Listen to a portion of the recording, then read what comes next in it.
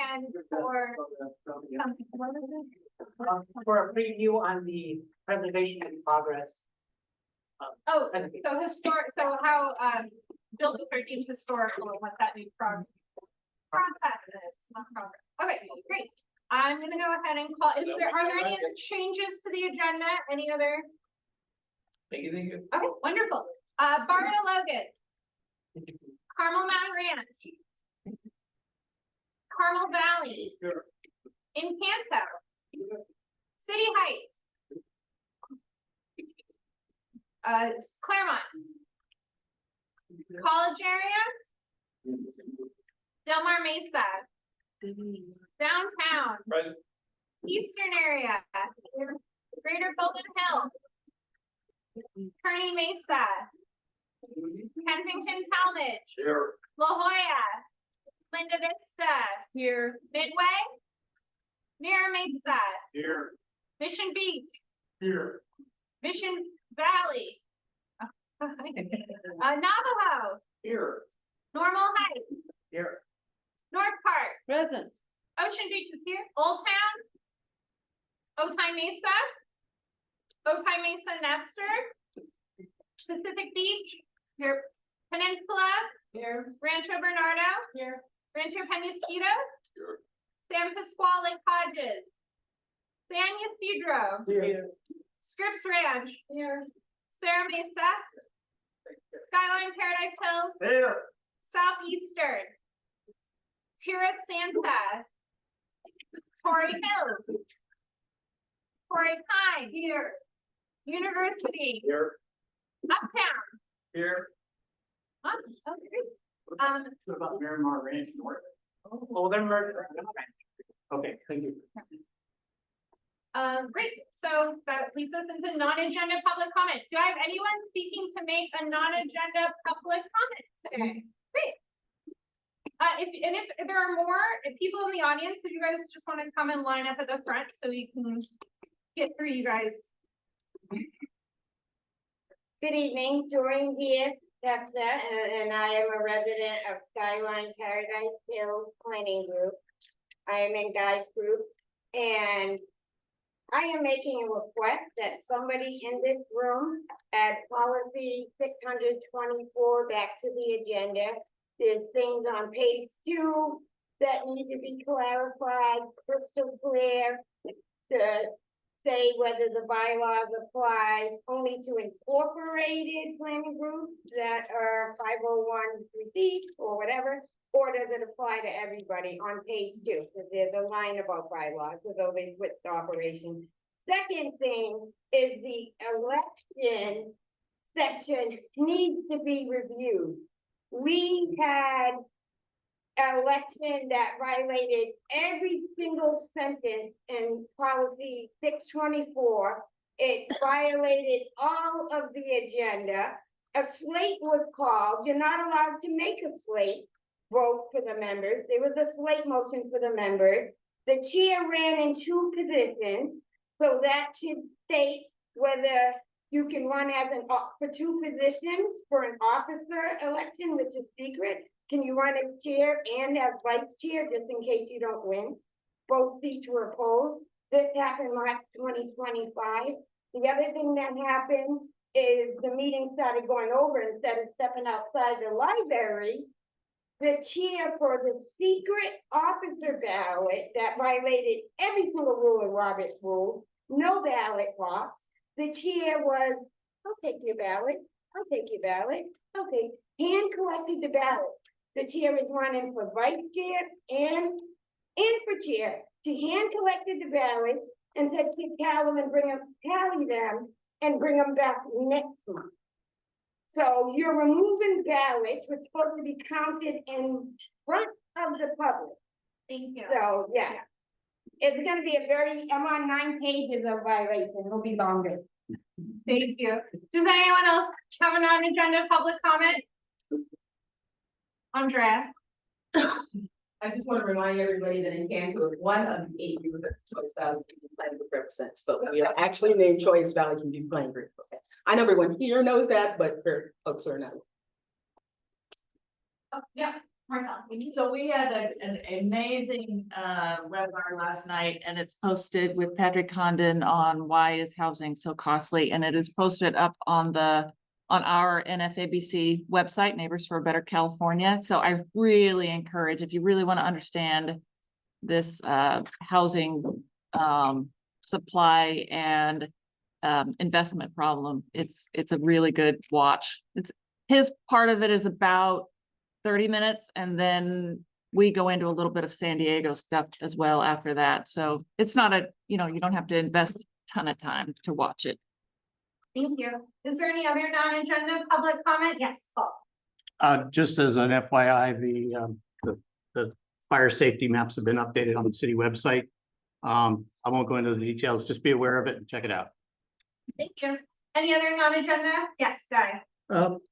Listening to the news yesterday, the city council is passing an ordinance that will require all these grocery stores that through online a promotional thing, but it's only for people who are online.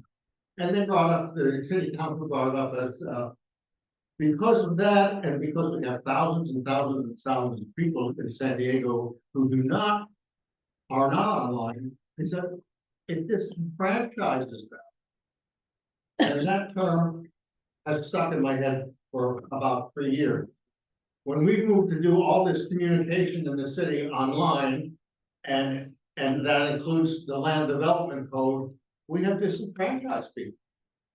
We have disenfranchised, and that is something that we need to push back and say, if you're gonna, especially since we're coming up with a new street design manual, that the street design manual should be given to every planning committee in the city as a hard copy. Thank you, Guy. Any more non-agenda public comment? Just a question, were we supposed to be bringing, if our planning group did a vote, or some type of recommendation on the trash collection, were we supposed to be bringing that? It's next month. It's next They month? pushed me off. Yeah, so it's gonna be next month, Oh. which is unfortunately, I guess, after the city council votes on it, but before everyone in the city votes on it. So, well, not everyone in the city, everyone affected by the change. Okay, well, then if anybody wants Scripps Ranch letter, that's one of our council members. I got some copies. And if you want to email it to me. I'll do that. I'll email it to you. Awesome. Okay, anyone else? Yes, no. To elaborate on what you said, not only just online, but the article I saw just was you had a smartphone dealing the best pricing in the grocery stores, so that leaves, hardworking, say, poor people that can't afford a fancy smartphone to pay higher grocery. Thank you. Any more non-agenda public comment? Okay, cool. We will go ahead and approve. We have 2 sets of minutes to approve, so I will do the January ones first. Did anyone have any changes to the January minutes? Yes. The January minutes, there was lots of comments about parking and removal of parking, things like that. One of the things we talked about was there needs to be more of a balance with the cars, because they talk about all this mobility and planning for all sorts of mobility, but they keep really not getting cars in there. When we talked about that in the group, I didn't really see a comment on how cars need to be emphasized more in the overall. Okay. Do you want to submit some comments to be added to the minutes, or Marlon, do you? Yeah. Yeah, just send it to Marlon and myself. Yeah, I was a president of the January meeting, I'll be at late, but. Anyone else the January minutes? Oh, do I have a motion? Motion to approve as amended with the comments. Thank you. That was Scripps Ranch, and then I had to make Parker the second. Awesome. All right, I'll go ahead and call everyone who's here to approve the January minutes. Carmel Valley, were you not here? All right, Encanto, Church Valley. Yes. Okay. Downtown. Yes. Eastern area. Yes. Kensington Talmadge, Yeah. Linda Vista, Yes. Mira Mesa. Approved. Okay, sorry, I was just putting A for everyone there as approved, but that is A for abstain. Let me just go back and fix it. Oh, sorry. That was Mira Mesa, yes? Yes. Mission Beach. Abstaining was not present. Navajo, Yes. Normal Heights, Yes. North Park, Yes. Ocean Beach is a yes. Pacific Beach, Yes. Peninsula, Yes. Rancho Bernardo, Yes. Rancho Penasquitos, Approved. San Ysidro. Abstain over here. Okay. Scripps Ranch, Yes. Skyline Paradise Hills, Yes. Torrey Pines. Yes. University, Yes. Uptown, Abstain, I wasn't here. copy. Thank you. Okay, so let us move on to February minutes. Did anyone, I emailed Marlon one change about Torrey Pines and Torrey Hills, so that is going to be changed in the minutes. Did anyone else see anything wrong with February minutes? Nope. Okay, do I have a motion to approve? Thank you, North Park, and then I have a second. Okay, great. I will go again. Carmel Valley, Yes. Encanto, Abstain, was not here. downtown. Yes. Eastern area, Yes. Kensington Talmadge, Yeah. Linda Vista, Approved. Mira Mesa. Same, how's that? Thank you. Mission Beach, Approved. Navajo, On behalf of Navajo, yes. Normal Heights, Yes. North Park, Yes. Ocean Beach is a yes. Pacific Beach, Yes. Peninsula, Yes. Rancho Bernardo, Yes. Rancho Penasquitos, Abstain. Approved. San Ysidro, Yes. Scripps Ranch. Yes. Skyline Paradise Hills. Yes. Torrey Pines. I'm gonna have to abstain until I know what. Okay, it was just, your name was under Torrey Hills. Oh, that's right, I remember that, that's. Yeah, yeah, okay, thank you. University Yes. and Uptown, Abstain, wasn't here. okay. So we can roll right along into the ADU discussion. Put the memo up. If you can. Thank you. So I know I sent out a memo, a response to Heidi. And then I got a press release from the mayor's office also backing some of the ADU changes today. It seemed, I just want to run through, I guess, the big ones that are between agreement between the mayor's office and the planning department about what the changes they want to see to the ADU. So I guess the first one is an opt-in. Oh, sorry, an opt. Was it was it the update or the one that was? Isn't it in both of this? Yeah, Yeah. okay. Can you just slow down a little bit? Okay, Oh, yeah, maybe. perfect. This is exactly what we want to see.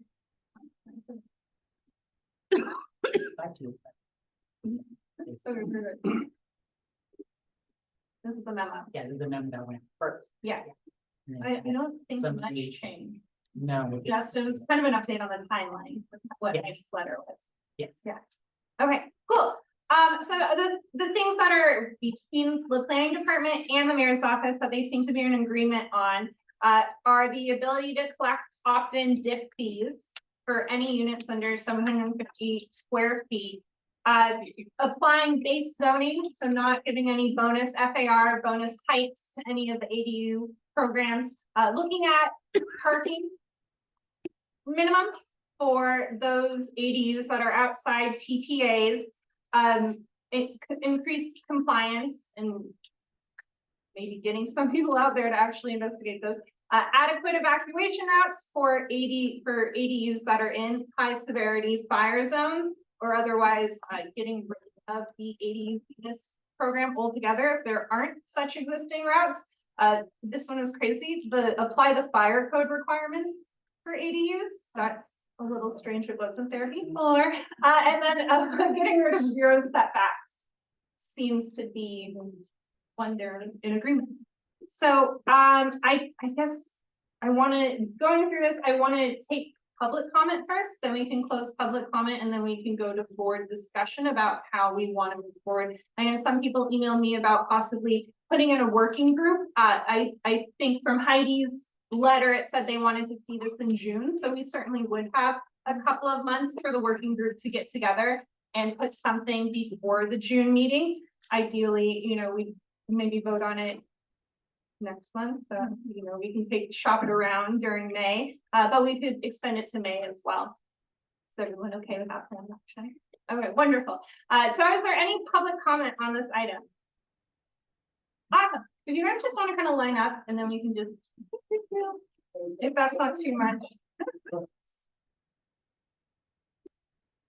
Awesome, thank you. And I am gonna cap you guys at 2 minutes. Okay, Okay. thank you. Yeah. During the still from Skyline Paradise Hills, and I have read the February 25th, and I've read the media that, other media that's been said about ADU, as well as today's Facebook post that came out from Tom Gloria. I hope people got a chance to see that.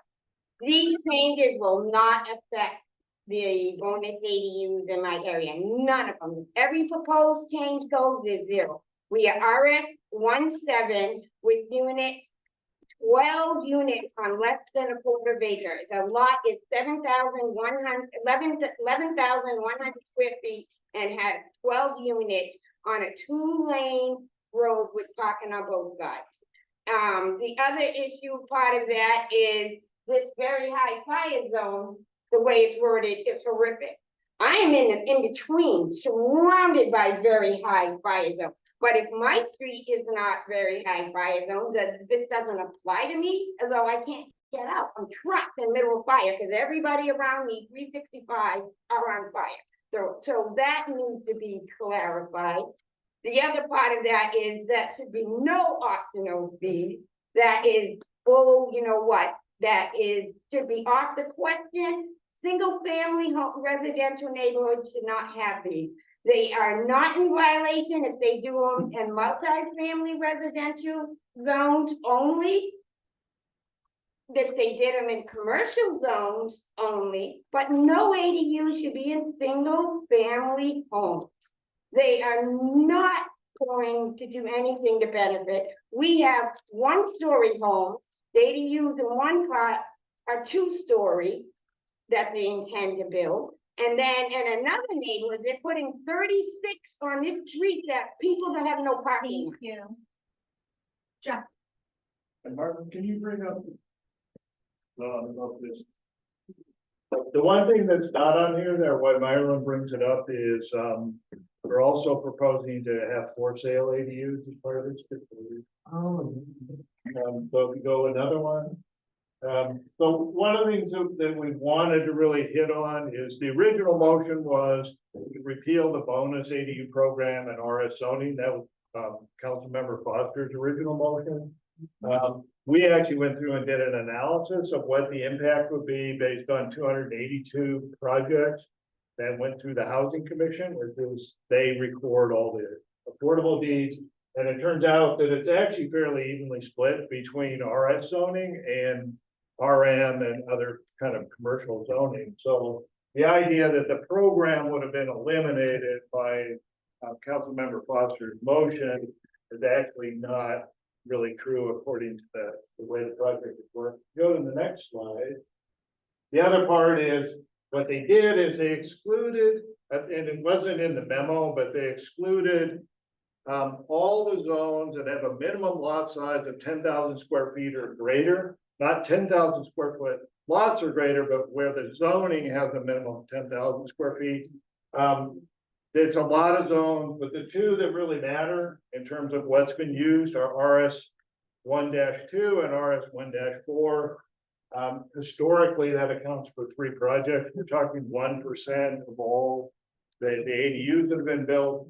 Even in Canto, where there's planned RS 1-2 projects, in those cases, they're actually disqualified because one of the things we discovered through the process was that they don't actually have a viable pedestrian path of travel, which disqualified the project. So it's good to know that the street design manual actually applies to walking through things. So minimum impact there. So I think that's about it. So, thank you. Wow, good job. You look ready. Yes, Kate Uptown, I live here, I think Jeff expressed it well, I'd like to defer my time to Jeff if he has any more comments. Well, I do have more comments. I can pause your time. You're at 1:48. Okay, the only other thing that I want to mention is, so the gist of it was, we could have succeeded with Foster's motion. The one other sort of boogeyman that gets put out by as part of the whole memo was this idea that our housing element would be decertified if we went to that. And there's a slide actually that talks about this.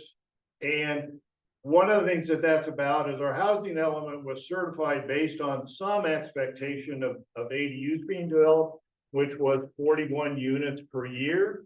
We're achieving that 41, more than that every year, just in our RM zoning.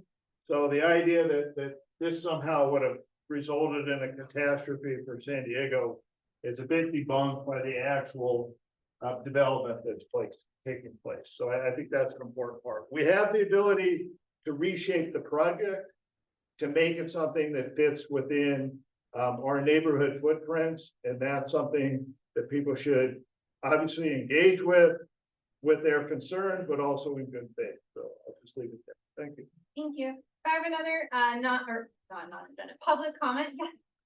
Thank you. Hi, I'm Carol Ann Flanagan. I've lived in Lomita Village for 25 years. I love my neighborhood. It's an older neighborhood. It's got short driveways that don't fit today's longer cars, which means everybody parks on the street. And if you drive down the street and somebody happens to have a garage door open, you're not going to find a car in that garage anywhere. I think there's like 5 houses in this huge area that have cars in their garages. And I would be addressing mostly the car issue and the density issue. It just would be disastrous for my neighborhood. People would not be able to park. It would be a horrible situation if the ADUs don't have some kind of parking requirement. So thank you for your time, and we'll see what happens. Thank you. Anyone else? Yes, you in the back.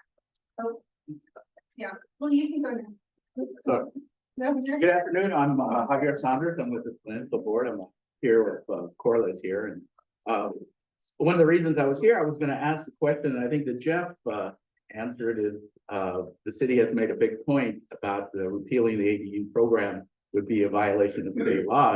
And one of the questions I was going to have for city staff is how are all the other cities complying with state law if we're the only city that has a bonus program? So all the other cities are complying. So we haven't taken an official position yet on the Peninsula Board, but one of the things we're discussing is trying to move forward with the appeal throughout the SDA and only the TPA. So that's something I just want to throw out as something that we're considering.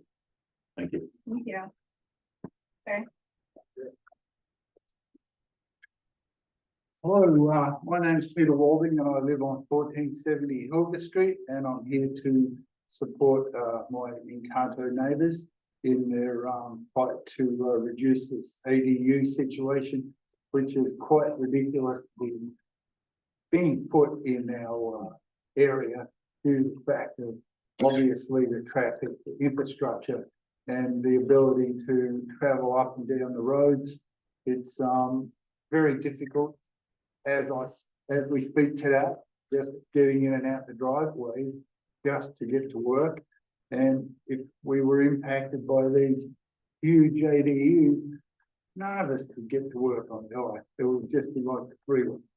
And I'm just here to support everybody from Encanto trying hard to resist against the ADU program. Thank you. Thank you. Any other public comment? Can I do a bullet point? Well, you're on the board, so we'll do board comment. Yes. Yeah, I just wanted to say that there's been, a lot of research done at this point now on how increasing density does not help affordability. And, there's just been a research paper done, at the US National Institute of Research on this. And you guys should check it out. And, the problem with the density, okay, if you're trying to do affordability, is none of these are really talking about making these truly affordable.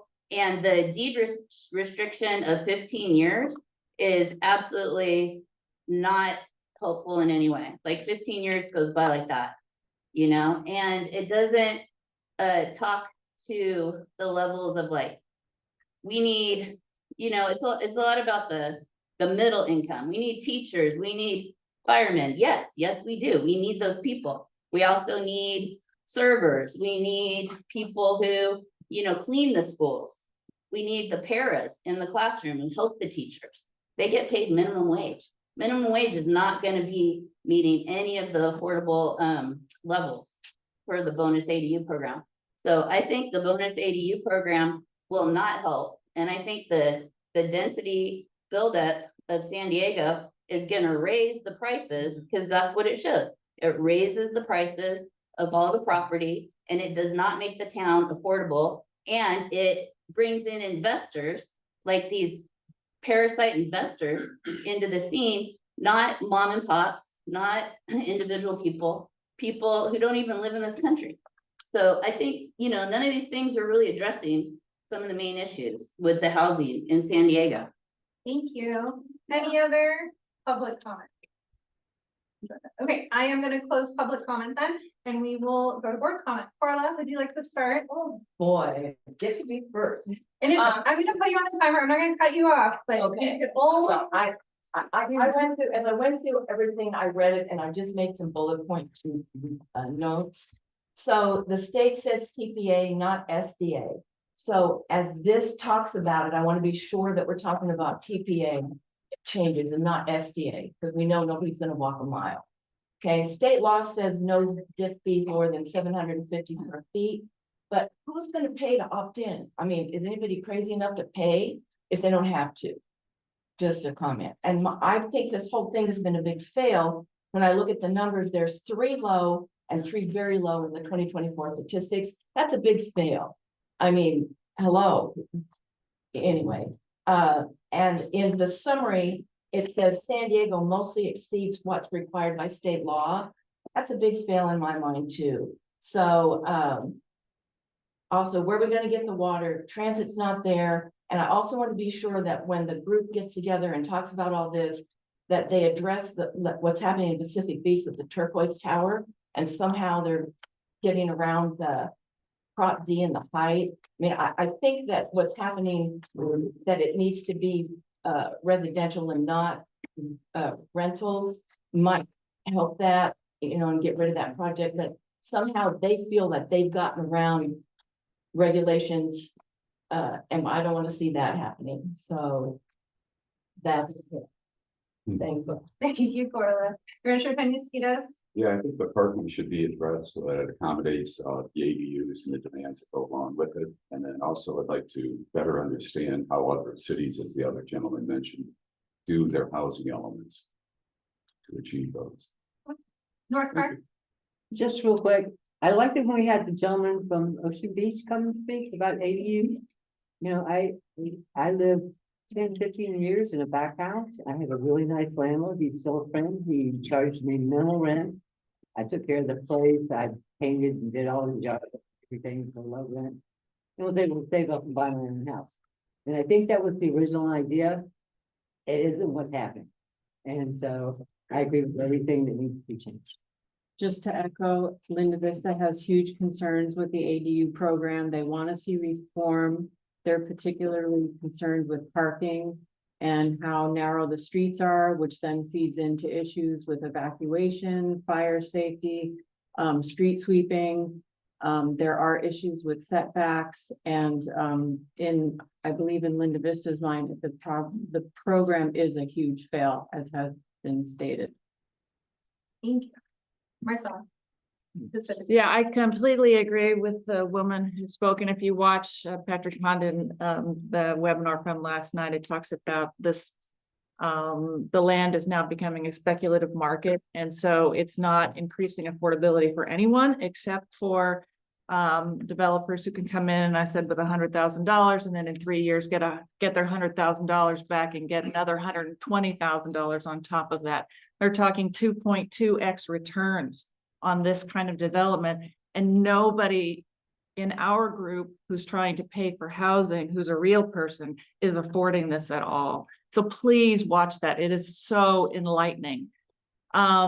We have a project that's in the RS17 zone, of which is eliminated. In fact, 20% of RS17 zones are greater than 10,000 square feet, and so are susceptible to these apartment buildings, essentially. Us and OB have RM11, which are originally meant for duplexes. So we also have a problem with the RM11 zone.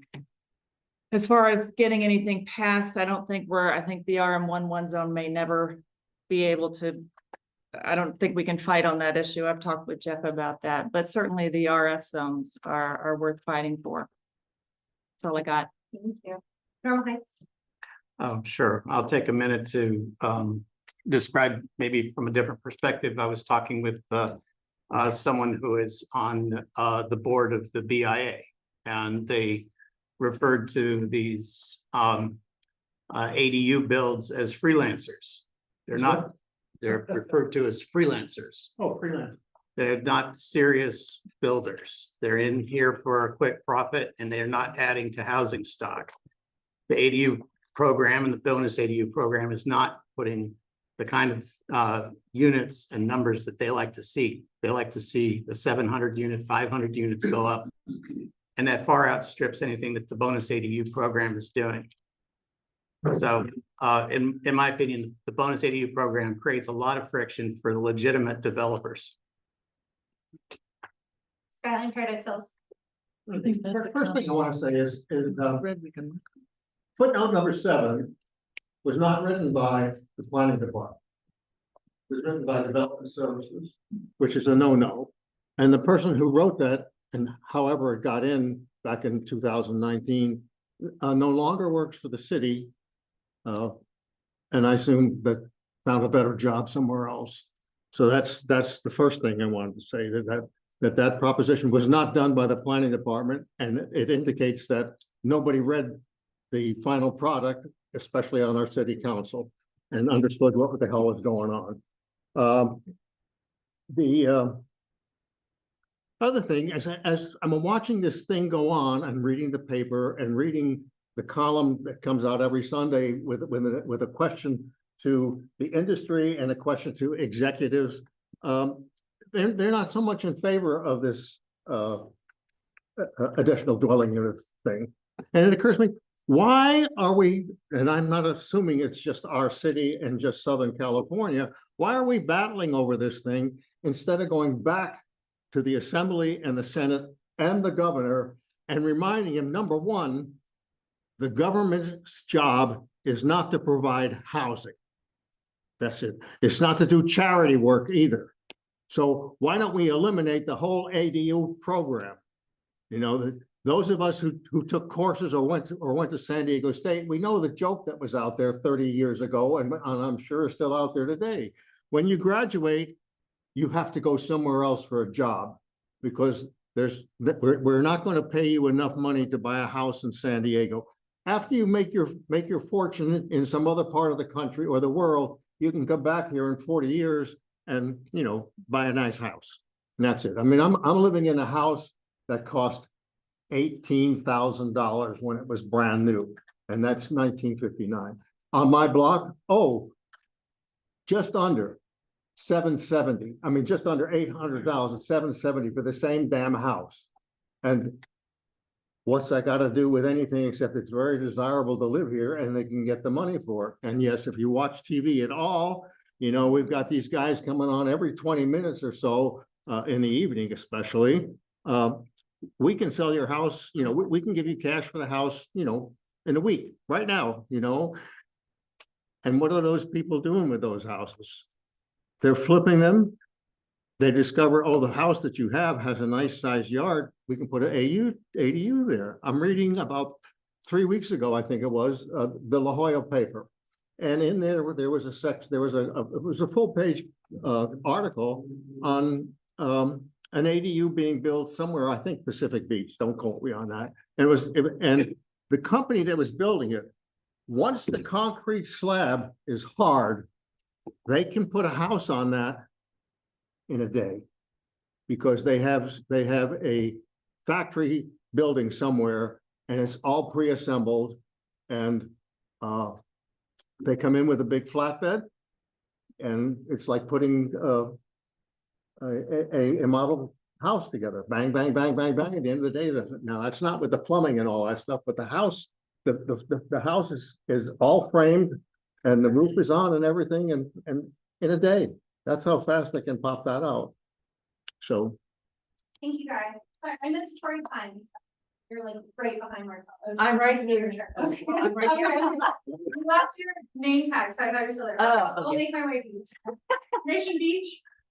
I want to talk about Mission Beach specifically. State ADU allows municipalities to exclude ADUs from certain areas, and state ADU laws recognize the superiority of the Coastal Act. The Coastal Act states that new development should maintain and enhance public access to the coast. Allowing increased density in Mission Beach is going to reduce public access to the coast, as Mission Beach is, I'm sure if any of you are down there on a weekend, already has a severe parking deficit that impacts visitors to the beach. And this is an issue that doesn't just about Mission Beach residents. Your community, every one of your communities use Mission Beach. It's the most busy day use beach in the city. Mission Beach needs to be looked at as a separate, unique community instead of just lumping in with different RS zones. We have a PDO. Our district needs to be looked at as a separate thing. The controversial 17 ADU project at Claremont, which resulted in the council taking another look at this whole program, has a density level of 36 units per acre, which the city council thinks is too high. Mission Beach's density already is 36.3 units per acre. So our density is already above all of this. And the real impact of it, it isn't just to residents and people who live there, it's to all people in the entire city, county, people from around the world who come to Mission Beach. Mission Beach could be excluded entirely from ADUs. Thank you. Our issues are primarily with making sure there's adequate setbacks, addressing parking, and not increasing significantly the density in the wildfire areas. Carl Valley. I'm gonna have to take some of her time. But we're in favor of these revisions and improvements to the bonus program, because we think in some cases they're very upsetting addition to a single family neighborhoods in San Diego. We support the city's effort to revise it. Addressing infrastructure, it requires better definition. We feel that since all new units represent new residents, these new residents bring new impacts to the local communities, so mitigating contributions to offset these impacts need to be provided by the developers. As far as the development scale, the bonus program needs to better apply and restrict the allowable building height.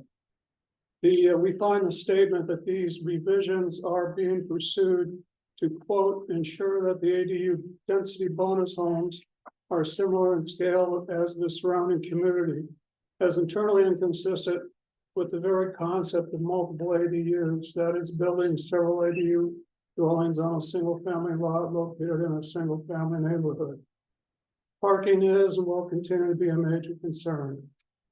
We understand the state law restricts parking requirements within the TPA, but something has to be done because that kind of assumes that people within the TPA don't drive vehicles, which we don't believe.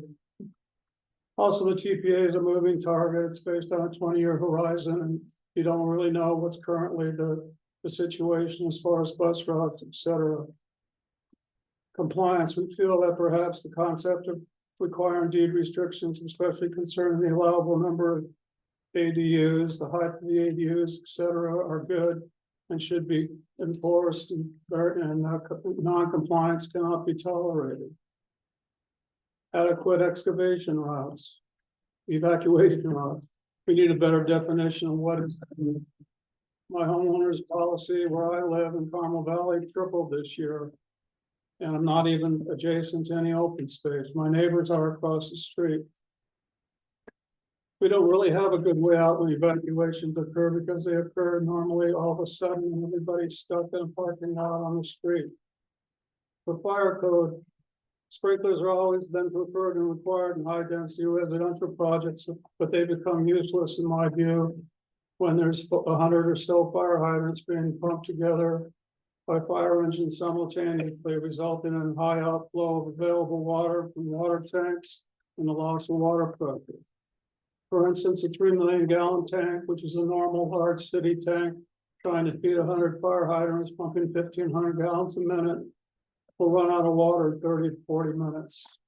Setbacks, flush management should be required of all dwelling units, including ADUs and single family houses. I ask that this comments be entered into the record. Thank you. Thank you. So Carmel Valley was very, very thorough. I want to thank him for that and them for that. Also want to thank Neighbors for Better for San Diego for all of the research that they've done. I haven't been in disagreement with anything that's been said so far.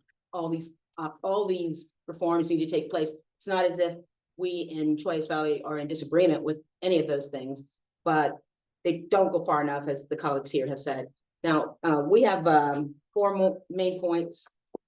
I think one is just a question, and maybe Marlon can answer. What does an opt-in fee mean to replace stiff fees? What exactly is that? So, the opt-in fee would be, so if you're gonna do ADU density bonus, you have to pay a fee that goes to the DIF, which pays for public facilities. So right now, the ADUs that come in aren't required to pay a DIF, so they're not paying anything in terms of infrastructure. So that opt-in would mean that they would be subject to a fee if they want to proceed. So it would be mandatory? Yes. Okay, excellent. Well, not mandatory because it's opt-in, so if they're going to do an ADU, they have to do the fees. Yeah, well, yeah. That just doesn't make sense. Yeah, the language is weird on that one, I agree. Is he referring to the citywide diff, or will that diff money be?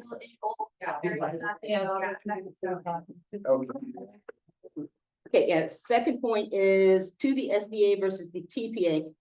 I mean, we're talking about San Diego with hilly areas, even with sidewalks that are not, that are ADA compliant. A mile is a long way to walk if you've got a stroller and if you've got a wheelchair. So it needs to revert back to a half mile, which I believe is TPA and not SDA. But the other major point is that it needs to not only have a clear pedestrian path of travel, it needs to be ADA compliant. And this is one of the issues that we're having even right now in Canto, where a lot of these are 2 issues in one. So the projects that have been submitted don't have a clear pedestrian path of travel, and they really should have never been accepted as an application, never. But a couple of the programs applications are full steam ahead. It looks like they're actually doing construction, even though there's no 1/2 mile, let alone 1 mile pedestrian path of travel, meaning there's no sidewalk, let alone it being ADA compliant. And around the city, it needs to be ADA compliant. So that's our second issue. Our third issue is, hear me out, to the degree that we want to promote affordable housing, that is really we want to promote affordable housing, because what we've had so far with the ADU bonus program is that it is meeting the median income. Well, that's the issue here, right? What you need for a median income around here is just too high. So affordable would mean something that's below that. And what I understand from Neighbors for Better San Diego is that 70% of the ADU bonus units are going to low and moderate resource. Okay, so now this is where I need you to hear me out.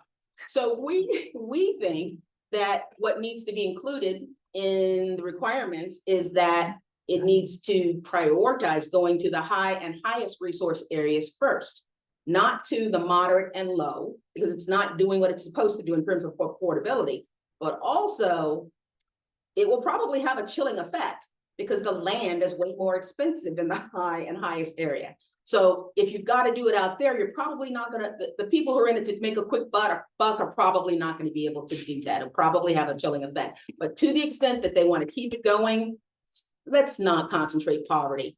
Because we already have too many people in Choice Valley, for instance, who are already distressed. So when they get those mailers that say, we'll buy your house for a little bit more than you think you could buy it normally, you know, just putting it on the real estate market, we're more likely to take that. It's going to be bought up by some corporate investor or somebody who has a lot more money than us.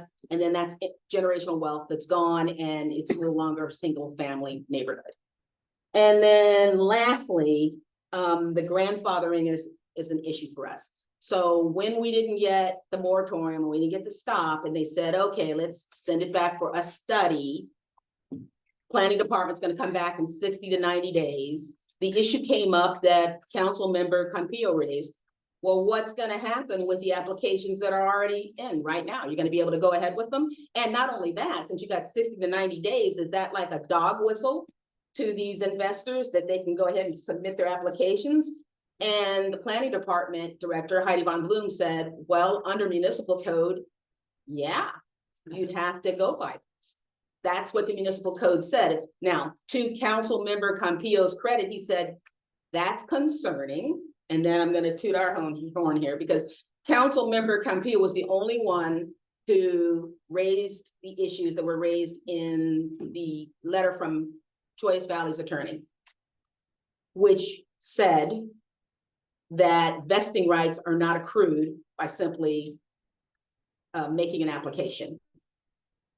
And that would not only apply to the two properties that, or the two projects that were under consideration under footnote 7, but for the ADU projects as well. So something to be aware in your neighborhoods, if there have already been applications submitted and these people want to say, hey, listen, they get to go ahead and proceed because they already submitted the application before council came back and made a different kind of ordinance or resolution. It's something that is questionable. I think that's it. All I will say to that is I have complete confidence in the fact that the SD is so incompetent that they're going to be doing these within 90 days. So hopefully we get this passed and then everyone will be in the middle of it and they'll have to correct it. Laura, Easterner. Last month when we talked about ADUs, I think somebody brought up the fact that we should just stay with the state law, even though there's changes going on with state law, just strictly apply state law here in San Diego, get rid of all the additional bells and whistles. And I'd like to remake that recommendation. I think it's a good one. And then I also think we need to go with the state TPA definition because it appears that San Diego has increased it to a mile, but the state is still a half mile. But that's still too far because, oh, and there's also the no parking requirement from the state. I think we need to contact our state representatives and really push back on this because this is a nightmare. It's crazy. It's not like we're getting out of our cars anytime. It's not within like even the next 10 years. And we already have people in neighborhoods who circle and circle and circle just to find a parking place and walk 2 blocks to where they live right now without all this additional stuff. So I think we really need to go higher because the city council does have to follow state law. And the state law says that doesn't have the parking requirements and the state law has the half-mile TPA. So I think we need to take it a little bit higher and we've got the reps here. We can meet with them face to face. I think we need to push on that. And I think I had something else, but and the infrastructure. I don't know if diff fees are, something that San Diego just came up with, or if there's, additionally added to from the state code. But there's a lot of cities throughout this entire state that require the diff fees for all development. I think we should get back to that. That's it. Corey Hines? Yeah, so I have different feelings about ADUs than some of you, because my first house had an ADU, only we called it a mother-in-law. It was in South Park, and it helped me make the mortgage.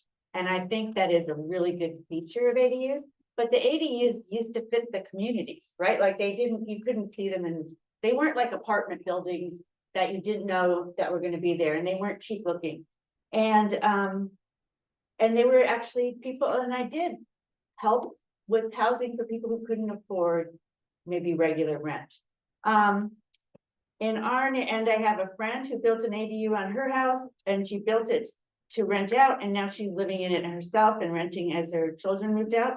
And on our street, we have an ADU that's lovely. It's really, part of the thing I have with this, it really is that community planning groups no longer get to look at the plans of these things to see if they're gonna fit in their communities or not. And the city just ministerially approves almost everything, it seems like. And I don't think an ADU is 10 units or 4 units, that's an apartment. And let's see, and we have had problems with no setbacks being approved, and parking is still an issue. And ADUs used as VRBOs, and probably your Mission Beach, because you're allowed to have so many VRBOs in your name. I'm assuming that's a problem. I can answer just one real quick on that. The city is, when people are renewing licenses, at least in Mission Beach area, they are checking the zoning and the address against any ADU development. So they're just starting to renew them from 2 years ago. They are checking that because they're not. Point of clarification, what's a BRBO? Vacation rental by owner. Okay. Navajo? Hey, not to be redundant, I'm just gonna agree with everybody, quality land use and planning, we need to get back to quality. If we can add something decent to the next generation or the generation after. Parking setbacks, infrastructure, even insurance, I mean, are these projects even being insured? I heard last year on transactional, 10% of all real estate transactions were canceled due to lack of insurance. But what I would like to get out today, I'll try to explain it properly and quickly. CAL FIRE sets the guidelines for fire safety, and that's my understanding. And the municipalities are allowed to adopt it or carve out certain aspects of CAL FIRE's regulatory presence. So I would try to do an analysis to figure out what we're carving out in San Diego and stop carving it out and try to follow the more stringent guidelines with CAL FIRE. That would be really awesome in my mind. And then as far as someone mentioned about, some state rules versus local rules, it's tricky. I mean, it's tricky. And here's a quick analogy. I hate to spread bad rumors, but it's subject to revision. They're changing things all the time, but here's a hypothetical analogy. A 210 5-acre planned unit development or condo complex, based on certain AV rules, allegedly based on some seminars I sat through in the last year or so. They could build ADUs in the common area of your condo or your planned unit development complex. If the board decided to, they could violate the CCNRs according to what we were told in this seminar. And that comes down, I think, from the state. It's hearsay based on a seminar, so you'll have to do your homework. But my point being is, the city has their police powers on what they can enforce. So again, they might be able to carve out certain things with respect to ADUs and affordable housing to get the quality. And so I think a study needs to be done, and it's hard. I will be the first to tell you, to try to analyze what the state's doing with their AV bills and affordable housing and ADUs. But if the city at our level can do an analysis to figure out, what's going on between the state and the city and our police powers and how we enforce this, and figure out how we can carve certain things out to get to quality, that would be my recommendation as well. I know I'm asking for a lot tonight, so I hope everybody has a great evening. Gosh, listening to everybody, and my mind is like, yeah. I think it just needs to be scrapped and started over. I like your idea, Eastern, about going back to state. What does the state do? Do the state requirements at this point? Even that needs an overhaul. But, digging down deep in this, we're the same as Rancho Bernardo fire codes. We pushed the mayor's office and council members to get the 4-foot required setback. That is the state code for setbacks. Because we're in a very high fire severity district. And it sounds like the mayor said they're gonna do that. I'm not seeing that. Other situations that have come out of this is I started looking at zoning because I kept seeing all these zones going, what do these zones mean exactly? And looking at Scripps Ranch in particular. And so speaking to our area, the primary zones are RM 1-1 and RS 1-13, which are radically different. However, some of them are mixed right into each other, even though the neighborhoods are identically, they're HOAs in particular. And there are no mixed, it's not mixed in these areas. So these are probably areas that were zoned before they were put in to have mixed use or have the multifamily, but then it wasn't, the developer didn't put them in.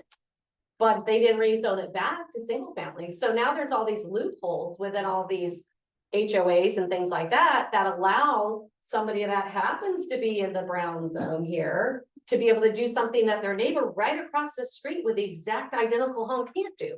Because they're in an RM 1-1 versus a RS 1-13 in the same neighborhood. So this goes back deep. There's so many loopholes that can be done with these municipal codes and with the ADUs. Just I just think it's complicated. I think it's a great idea to go right back to, let's go with what the state says, and then we need to look at our zoning. How are these maps done, and do these need to be updated so they actually fit the communities that they're in? So there's a number of things, like everybody else has said, the diff fees, that goes into a fund by the city. So anything that is created or built in Scripps Ranch, that's not going to be put back into Scripps Ranch. That's going into a different community, likely. So go back to where the building is being done. Those diff fees belong to that community. There's many things that have just gone to pot over the last 5 years, honestly. So I could say a ton more, but let's go. Your turn. Kensington comment? So absolutely, we need a subcommittee to look at this in depth and report back to the TBC. As Scripps Ranch just said, in my neighborhood, RM 1-1 zoning meanders through the neighborhood, cheek by jowl with the RS 1-7. It is a significant issue. I don't know how we resolve that. As Torrey Hill said, as ADUs were sold, Torrey Pines, I'm sorry. Yes, we are. It's Torrey Pines. I was looking at Torrey Pines down there on the floor. As Torrey Pines said, ADUs were sold to us as granny flats in the backyard that looked all quaint and fit with the neighborhood. As you can see up on the screen, development scale is with the city proposing to apply the base zone and height in allowable building area. That is a concession of zero significance, people. That is already how the ADU program works today. I'm shocked actually that they're trying to sell that as a concession. High fire hazard zone. The state maps just came out today. And I know in my part of the city that very high fire hazard zones were reduced by 50 to 70%. So that just became a much less significant factor in all of this, whether these news maps are accurate or not. And finally, Mission Beach, you got hit with the short-term vacation rentals. I think you have a claim to be excused from the ADUs or take back the short-term vacation rental hit you had. Well, it's a matter of density in traffic flow. Either way. Yeah. I'm done. Thank you, Mayor Mesa. I guess I apologize to everybody else who has had bad experiences with the ADUs or the 10 units popping up on the small lot. Personally, within a block of my house, I have 3 new projects that have come up that are nice, nice projects that are fitting, they're not causing issues with parking, and it does seem to be helping. I work in commercial real estate, and I know that the development services is terrible to work with. Nobody wants to pull permits for anything. So I don't know. I mean, if the idea is that we need to help create more housing in one way or another, you know, just scrapping everything, I think it's gonna help. So. I mean, this committee, you know, this group needs to have some good ideas, but I just don't know what's gonna solve the problem. Thank you. Chair Santa, I'm gonna jump to you. Right, so we are gonna agree with almost everything you said. We think that taking it back to the state level and then reworking this to make it more of the San Diego thing makes the most sense. Our main concern is the extremely high wildfire areas and the evacuation routes. So I don't know, I'm not gonna take a lot of time, but I'm not gonna add any value to this, but yes. Thank you. Uptown?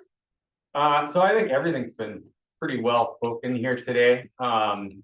I'm on both sides of the fence. I don't think there's a house in my neighborhood that doesn't have an ADU in the backyard. I think they're a valuable source of housing in San Diego, and compared to putting a 15-story high-rise on the edge of a canyon in a small single-family neighborhood, I think they are vastly superior to that option. I think we should commend the city for bringing this up and revisiting it and making these significant changes. We're all, you know, pissed off at the way that they set them up in the first place. I think they're far too liberal. I think they need to go back to the states and then scale from there for the city. Every neighborhood is different, so I think every neighborhood maybe needs its own set of plans. You know, Poway has bigger lots, and you know, most of the lots in Mission Beach or Pacific Beach are like 3,000 square feet. So, you know, I think it's too restricting to put too many of these Airbnbs on there, or ADUs on there, whatever they end up being. So, yeah, I want to commend the city for revisiting it, but I think there is a lot of work to do. That's for sure. Thank you. Golden Hill? Can echo a lot of what's said about the opt-in fee versus the diff fee. For me, it's hard to wrap my head around how the city is reconciling the budget crisis with the waiver for the first two ADUs with the opt-in fees. Especially as I watch a lot of, you know, parks go kind of neglected, you know, league fees and field fees double, parking fees double. City's looking for money, and yet it's leaving a lot of people. As we approach the city attorney's office with these opt-in fee options, is there data that would support the idea it's going to raise more than the opt-in fee public communities proposed? And if there is, can it just be included in that? That's for the city to you know, have that be part of this program, is these opt-in fees for you know, larger developments. Downtown? Two quick comments. Thanks. I appreciate all this input. First comment is regarding whether we want to go to a state level or local level. It had some interesting discussions with various people last week or two, and the interest is making sure that we have an opportunity to separate residential concerns versus commercial concerns. And sometimes we find ourselves with commercial and the dollars overpowering a resident, and I think that's what we lose a lot of opportunity. And by surrendering to the state is not necessarily going to give the residents back what they want. So I think we need some caution. My other comment is regarding DIF fees. So the DIF fees is kind of like budget surpluses. So they make a rule when we're in a budget surplus situation where there's too much DIF fee and they need to use it up. So they say, okay, well, we'll distribute it more fairly, which was good for a period of time. But now we're in a situation where there's not a lot of money floating around. And so we need to pull it back in house. So I think thinking things through like a DIF fee needs to be done on a long-term basis with the ability to pull back and change your mind. We don't have to need monumental changes every year that take forever to change. Thank you. San Ysidro? Well, I think the concern about the parking is something that we see in San Ysidro a lot. Also being transparent, I feel like I need to learn a little more about all these issues. So if you all recommend something to learn a little more and we look better with this terms, I will really appreciate it. Yeah. Lady, anything to add? Can I see that the parking is the same problem in San Isidro to all San Diego? So can I see too that we have the same problem? We need to work together or be in the same page to make the difference or change this situation because it's great. So, thank you. It's nice to see everybody struggling with the same problems. all around.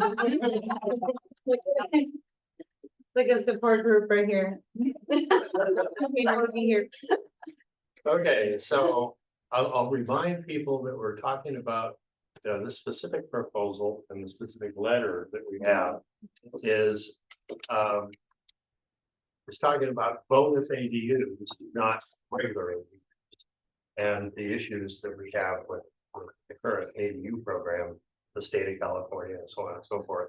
So this is a narrower focus if we want to actually address the item that we're talking about here. I want to make a note that Heidi Vonblum's proposed excluding bonus ADUs in all RS zones, but RS 17, or it made an enumerated list of the RS zones that she would propose excluding those things, without reference to why the others shouldn't be excluded as well. In particular, Jeff's slide showed the RS 17 as being a source of a significant number of ADUs in the program. He recommended that the RS zones as totality be excluded from the program. And I think that's a perfectly reasonable way of going about it. And Heidi Vonblum's letter did not address any equity issues. She didn't say, well, the reason you can't have RS1, you can't have RS 17, but you can have RS 11 and RS 12 and so on and so forth, is because of the following issues involving equity or fairness. Didn't cite anything, just said, well, just went on with the usual usual language. So I think there is a way of kind of working that in particular. Now, the mayor's office probably won't support this. They're very loath to make concessions, which they look at to single family zones, but doesn't mean it can't happen. So that's my comments. Thank you. Okay, oh. You want to come? Okay, well, there's Marlon here. I don't know. Yeah, so we can hear you because we are streaming.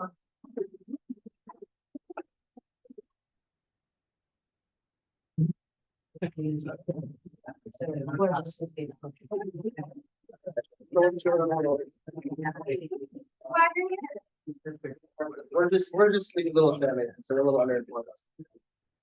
But I get just two questions though. So the whole idea behind this letter is trying to reduce the total number of units that would appear on any given single family lot, right? Let's get it a little out of control. So one, I saw somewhere there was a comment or a bullet point about matching to multifamily on-site parking requirements. Would those be sufficiently high enough to reduce the total number of possible units on a single family lot for something that's reasonable?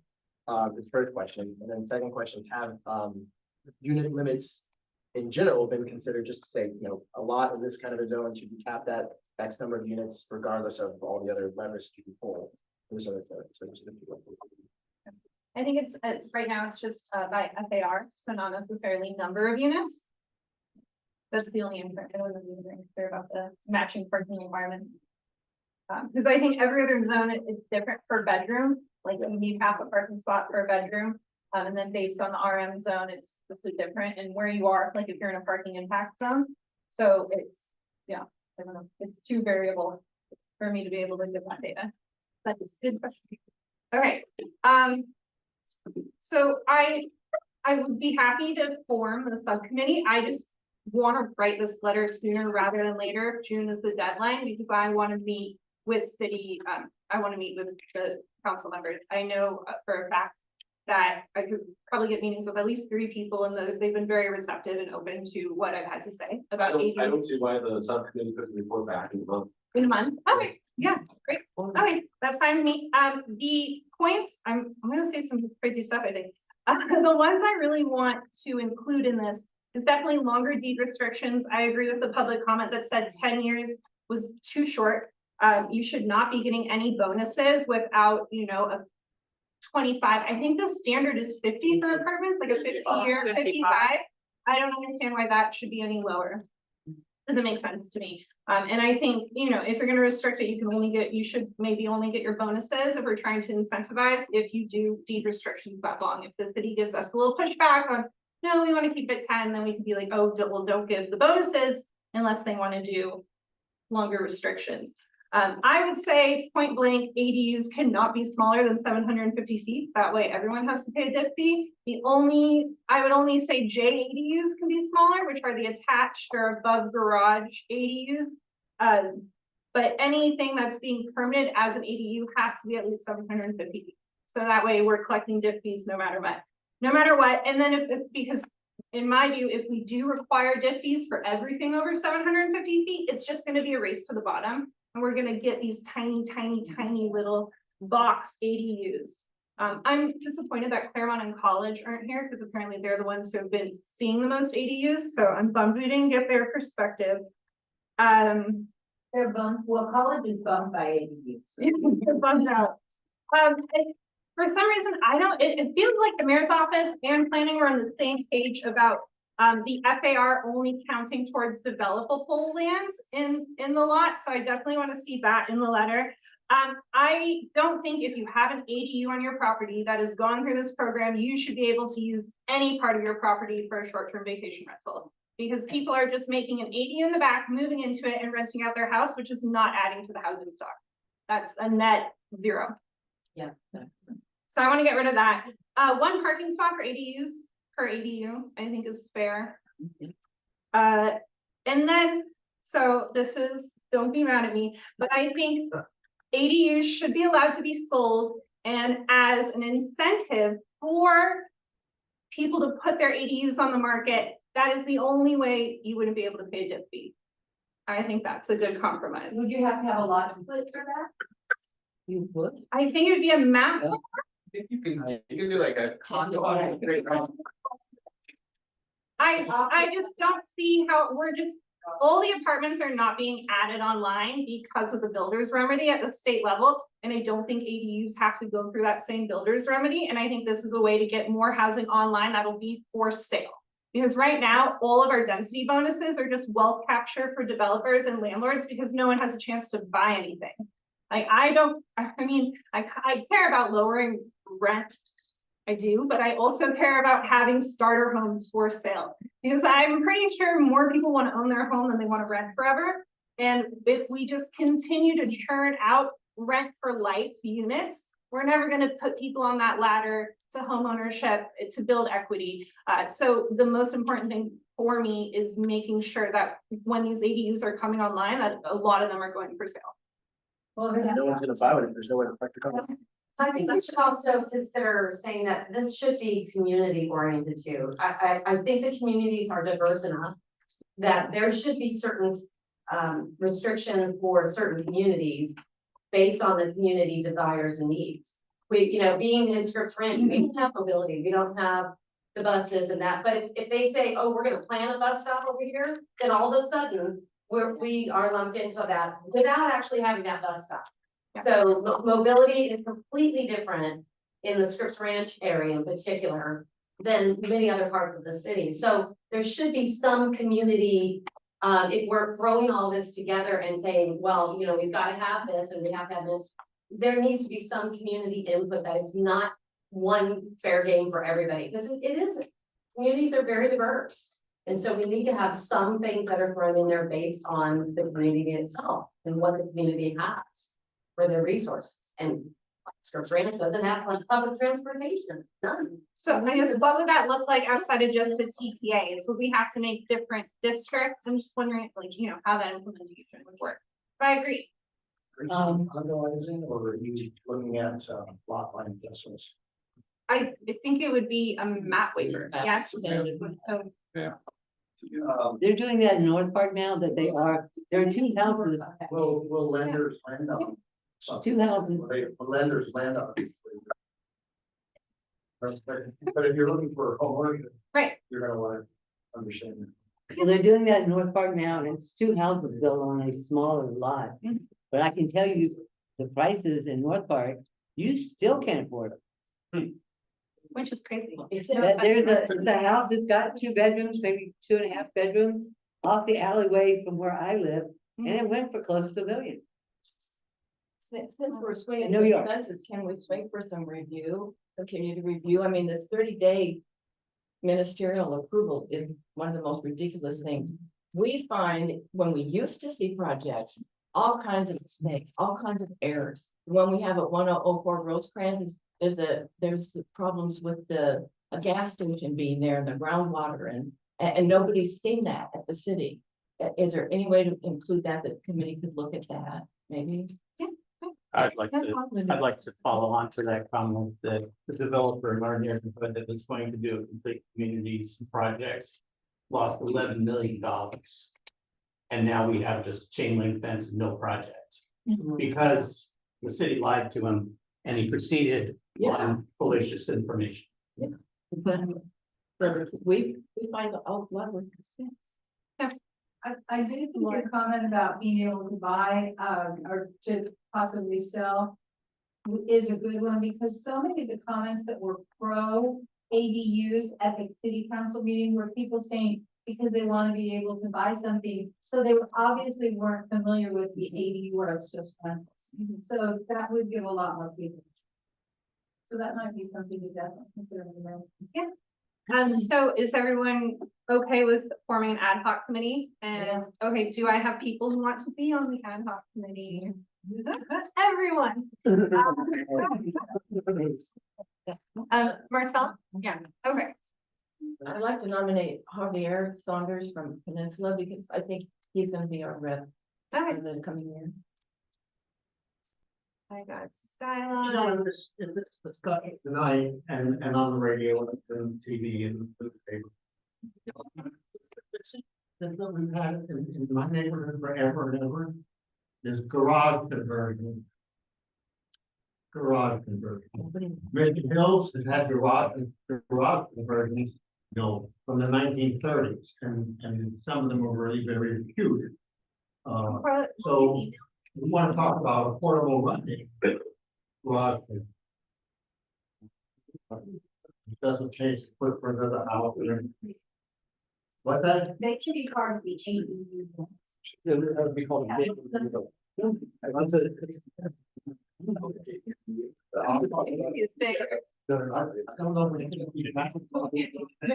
okay. Okay, back to one conversation. Thank you. Okay, I have Linda Vista, I have Pacific Beach, I have Carmel Valley, I have Scripps Ranch, I have Kensington, I have San Ysidro, I have Peninsula, I have University, I have Jeff, and I have Encanto. Can we get back to you? Oh, yeah. Sure. Okay. Does anyone want to step up and take charge? Come on, you guys. All right, I'll put you guys on an email chain, and then I would love it if we could get this back by next month so we can vote on it. I can take that show on the road. As I said, I have good relationships with D1, D2, and D6. I'm going to literally go around right now. Does anyone have a good relationship with someone on D3 staff, and could you give me their name? Because I'm just gonna go through all the council offices I've never heard back from ever once since I've been sending out these letters. D3. Yeah, D3 is Whitburn. Yes. I have a Okay, good so relationship. you can put me in touch with someone who will email me back. Okay. D4, Bob? do you have a good relationship with anyone on D4? Okay. D5. Who has a good, okay, awesome. Okay, I have a good relationship with D6. D7. B7. Okay. D8.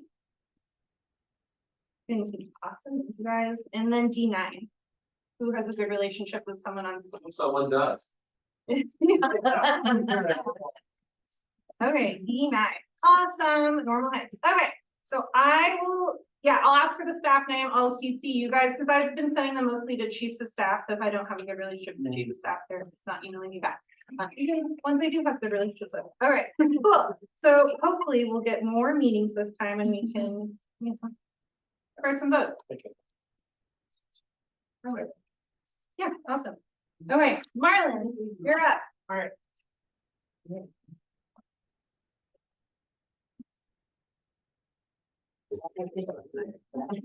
Okay, hi, everybody. I want to give everybody a preview presentation. We've got another initiative that I want to put on your radar. So like I mentioned before, even last month, that I'm going to be providing these preview presentations for a lot of initiatives that we're working on. And then later on, the actual project team will be coming to CPC and providing a more detailed presentation with more information. So I'm going to be talking about the Preservation in Progress Initiative. And what this is a comprehensive update to the city's heritage preservation program. This initiative will streamline approval processes for new homes and other uses while safeguarding historic, architectural, and cultural landmarks and promoting their adaptive reuse. Last year, City Planning launched the Preservation in Progress website, providing an overview of its goals and values. The site also features an online portal where the public can submit ideas for consideration.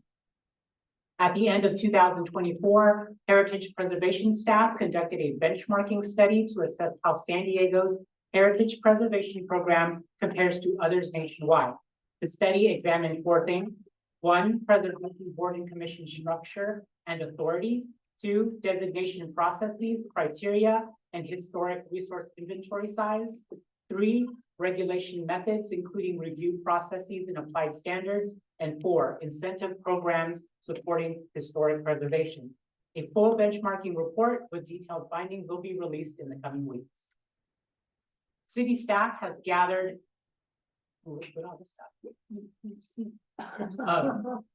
input from benchmarking studies, public feedback, discussions with the California Office of Historic Preservation to shape potential updates to the heritage preservation program. Staff has grouped proposed updates into package A and package B. These updates are preliminary and ongoing feedback is encouraged. In package A, which is targeted for completion by the end of 2025, includes updates to the city's Mills Act program, which can provide a property tax reduction in exchange for maintenance and restoration of the resource, minor updates to the historic preservation element of the general plan, updates to the designation appeal process, and streamlining the process for adaptive reuse of historic resources. Package B, and I'm going to give you this presentation. Package B, targeted for completion in summer 2026, includes more complex updates for those requiring extensive environmental analysis. Some of the updates included in Package B include updates to the historical resources regulations and guidelines, developing objective design standards for historic districts with a focus on ADU homes, amending the city's historic designation criteria and guidelines, and amending the potential historic resource review to shift from reactive preservation efforts to proactive preservation efforts, such as the designation of historic districts. Here's a quick overview of the initiative timeline. As outlined in previous slides, the initiative will progress in 2 phases. Package A will be developed over the next several months with a target of city council adoption by the end of this year. The more complex items in package B is targeted for city council adoption by summer 2026. Heritage preservation staff presented an overview of the amendments proposed under Preservation in Progress to the Land Use and Housing Committee of the City Council at their March meeting. The staff report and video recording for that presentation are available on the city's website for those interested in learning more. You can also visit the Preservation in Progress website for more information, as well as opportunities to provide input and sign up for future communications. And that concludes my presentation. They're not trying to change the boundary line for any existing historical neighborhoods, are they? No, I don't think, this is for just, projects coming through. Okay, okay. Any other questions? Yeah. Commissioner Bernardo? Will this affect archaeological reasons at all, or just? Oh, let me ask, that's a detailed question, because usually archaeological and paleontological stuff is a little separate than the actual historic and cultural element of a dome. Yeah, let me ask about that. And when you brought up paleontological, and I always see that sneaking into the code changes, and that should be acted, so hopefully we'll see about that. Okay. Anyone else? Zach? So, one thing to think about with preservation in progress is what role can community planning groups play in this? And I know parts of the city don't really think in terms of this, but there's a couple of things. One is the 45-year review and the surveying aspect of it. That's always highlighted as a big point of contention with all historic preservation. If we proactively surveyed all our resources, it would create certainty around what can be developed and what cannot be developed, so that we don't get all the way to an approval process and then there's a street fight over it. So that would be something that you guys could get involved with. And with regard to 45-year review, the staff complains again and again and again that this is what they spend all their time on. If the community planning groups pre-screened all those 45-year reviews, I think that workload would go way down to all the things. Yeah, Steven? I just want to second what Jeff said, because historic districts are the best form of historic preservation. There you get substantive historic preservation and not just little single properties sitting all alone, surrounded by redevelopment. And as Jeff said, it provides certainty for the developers. It's something I've been involved in historic preservation going back to 2008, and it became quickly obvious to me that individual designation with the state and historic districts were the way to go for both developers and for preservation. And historic districts protect you from a lot of Need to get the architect. Anyone else? Any other comments for Martin? Okay, great. We will. Can I give you guys a couple more updates from? Yeah, you have Thanks staff to- report. Go for Sure. it. For all of you that use the traffic service request forms online, there's been an update to that. The city's transportation department recently updated the online traffic service request form to only include requests to evaluate the following new traffic infrastructure. New curb color painting, that's red, yellow, white, green, blue. Note that there's a fee required with that. New safety related signage such as stop signs, yield signs, and one-way signs. New striping such as crosswalks and stop bars.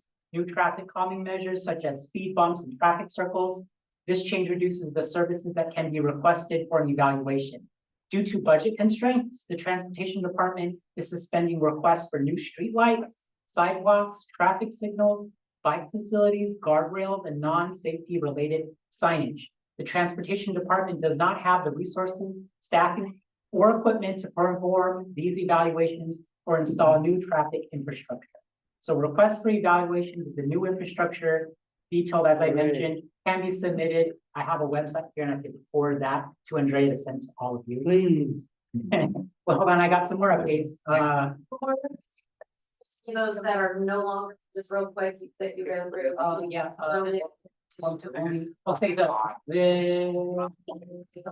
Due to the budget constraints, the suspension request would relate to new streetlights, sidewalks, traffic signals, bike facilities, guardrails, and non-safety related signage.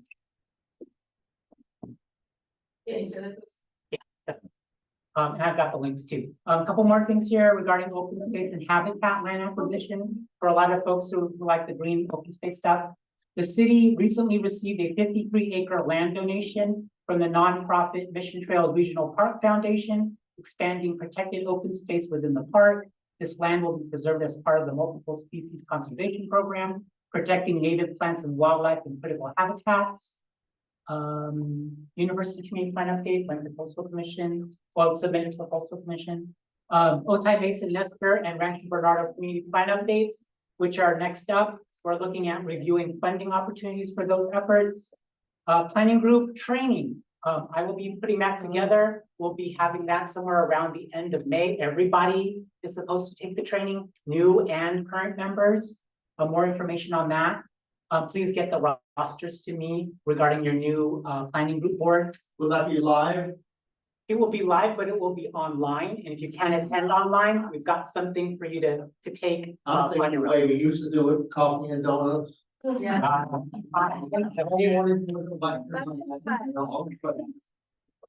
I remember the golden times. I've been around a while. I remember. Let's see, extreme heat action plan. I don't know if we mentioned this before, but the city received funding to complete an extreme heat action plan through the state's extreme heat and community resilience grant.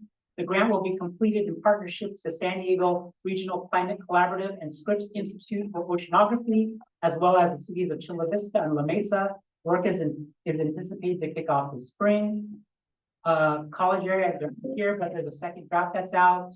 Coastal Resilience Master Plan. If you remember, we had Julia from our department talk about the Coastal Resilience Master Plan. An updated draft of the Coastal Resilience Master Plan is available on the project website that incorporates feedback received during the public review period. The master plan will be moving forward to public hearings this spring, starting with the Resiliency Advisory Board at the April 17th meeting. The plan will then be heard for consideration at the Environmental Committee at City Council. Or then City Council, I'm sorry. Claremont, I know the Claremont folks aren't here, but a second draft is supposed to come out in the summer. And that concludes my really quick report. Thank you. Yes, you have a question? I have a question about your preservation. Now, I have sent at least probably 36 or more emails about all the wrong maps that the city of San Diego is using. Every single interactive map is wrong for District 4. They are parts of Lemon Grove, parts of San Diego labeled as Lemon Grove, which I just recently finally got fixed after 14 months. So I'm wondering, how can you do preservation when you don't even know the San Diego city boundary versus Lemon Grove versus Fresca? To me, it makes it hard for you to do any of this stuff without those maps. So I would say when you move forward, maybe consider actually knowing the area that you're gonna be talking about with accurate map. District 4 finally has the accurate map, but everywhere else is Sandag, August, they're all using the wrong map. So we should know where San Diego is before we start doing things. Maybe we should know where it is. Just a suggestion. Thank you. I saw Paul. In regards to the donation of open space, I want to just keep an eye on how that's going to influence Park Point's open space. I don't want to see more open space being designated as parkland. It's MSCP, so. We'll be looking at the numbers. Paul, do you say you do or do not want more? I want to see accurate numbers come through. If it's open space, designated as open space, and not changed for being park points. But you can still get points for having a trail there. Sure, that's legit. More. Marlon, I think you said something about bike facilities aren't gonna be funded. What do you mean by bike facilities? What's the definition of that? Oh, I didn't say it was not going to be funded. It was going to be evaluated as part of transportation's kind of request to take a look at certain improvements. So there's not gonna be any studies for the time. Well, if there are any requests to look, they wouldn't, but anything like coming out of the Save the Bicycle Master Plan or anything that has been funded through some CIP, they would go ahead and do that. Okay. Yes, you in the back. I have a question about the sidewalk. Are no longer to be funded as well as that correct?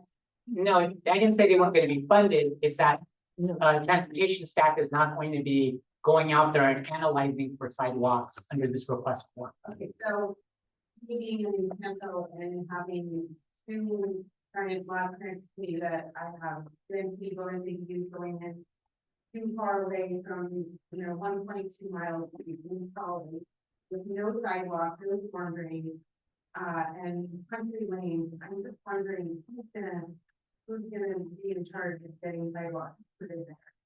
Or nobody? Well, we would have to see whether or not there's a CIP project that needs to be completely funded in order for that to be implemented. So that's something would need to look at. If you give me a specific location, we can look that up and then see if there's a CIP project. So to start, previous conversation with me is that our country lanes that have no storm drain, no sidewalk, no nothing, are supposed to hold parking and then have a fire truck, an ambulance come through. I mean, to imagine what's up with it hasn't happened yet, but it's happening. The developers last week that are being so they're very concerned with our neighborhood development. But also, Thank you. Any other comments for staff before I move to chair report? Guy? Yes, I think the planning department should come up with a tutorial. And that the planners assigned to each committee would do a 15-minute presentation on urban planning. For people who don't know a damn thing about urban planning, except that, my neighborhood should look better or whatever. And teach us exactly what's involved in the process, okay? The skills that we did not inherit. I went to San Diego State to get the textbook for introductory course to urban planning. There is no textbook at San Diego. Well, that's how it is now, you go to college. I don't even. Well, I understand, the course is taught there, but they do not use the textbook. But I really believe that we need to get into exactly what urban planning is and what we can expect for it, and how far, my personal opinion, how far we have deviated from it. I wonder if we could have somebody come to speak. I mean, we have urban planning schools in San Diego, we use the CFG. Could you think we could get somebody to come and speak at a meeting? Like from them, maybe, yeah. I can reach out. Well, Yeah, yeah, might we would not do like, it if you're not paying them. and sarcastically, we would like city planning to actually do some planning of the city, not just what a developer wants to give us. I mean, I don't know, I feel like I feel like it's developer and not going to plan anymore. It used to be a plan, like the city and villages or whatever. And now it's kind of, and I think Marlon's doing a great job, and I think you guys probably do a great job, but I kind of feel like, we've been overrun. Yeah. Great. All right, so for next month, we will see the street design manual, as well as track, and then hopefully a letter about ADUs. They just had to push the street design manual back a month because they were incorporating feedback that they received during the public comment period. So I'm not going to ever be mad at them about that. We'll also need to form, or one or two people need to solicit names for the chair, vice chair, and secretary positions. We'll elect that in May. So we'll, take names the next month and then present the names and then have, I think, then we have a vote after that. Let me refresh the bylaws. So if you're interested or start thinking about, and if you're interested in that, I will not be running for chair. I just completed my third term. That's a long time for one person to be chair.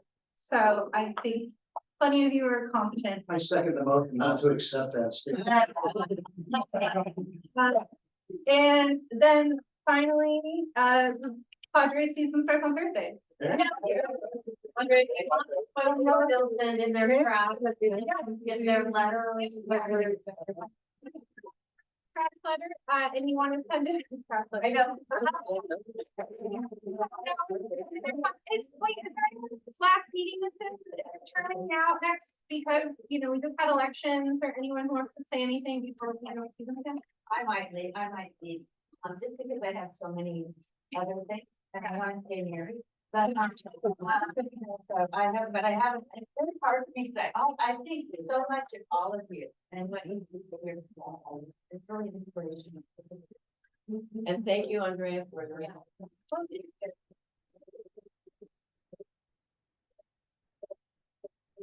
Okay.